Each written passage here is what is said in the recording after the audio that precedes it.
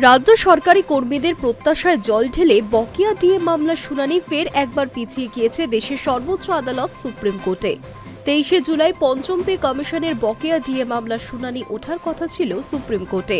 নতুন রাজ্য সরকার গঠনের এটাই প্রথমবারের জন্য হতো শুনানি, তবে তা পিছিয়ে গিয়েছে আদালতে। জানা গিয়েছে শুনানির জন্য নির্ধারিত স্পেশাল বেঞ্চটি অপ্রত্যাশিতভাবে বাতিল হয়ে যাওয়ায় শুনানি পিছিয়ে যায় সর্বোচ্চ আদালতে। এই ইস্যু নিয়ে সরব হতে শুরু করেছে সরকারি কর্মীরা। মহার্ঘ ভাতা সংক্রান্ত মামলা আদালতে পিছিয়ে যাওয়ায় মগের মুলুক বলে কটাক্ষ করেছেন কনফেডারেশন অব স্টেট গভর্নমেন্ট এমপ্লয়িজের সাধারণ সম্পাদক মলয় মুখোপাধ্যায়।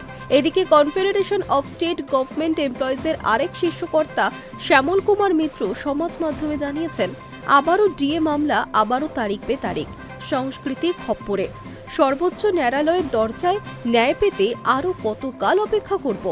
উল্লেখ্য, 23 তারিখ দুপুর 2টায় সুপ্রিম কোর্টে 7 নম্বর কোর্টে এই মামলা স্পেশাল বেঞ্চে মাননীয় বিচারপতি সঞ্জয় ক্যারল এবং মাননীয় বিচারপতি প্রশান্ত কুমার মিশ্র স্পেশাল বেঞ্চে ডিএ মামলার শুনানি হবার কথা ছিল।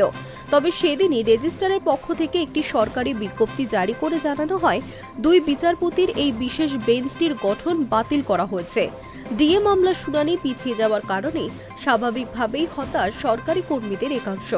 ফের কবে এই মামলা সুপ্রিম কোর্টে উঠবে সেই দিকে এখন তাকিয়ে সরকারি কর্মচারী এবং অবসরপ্রাপ্তরা।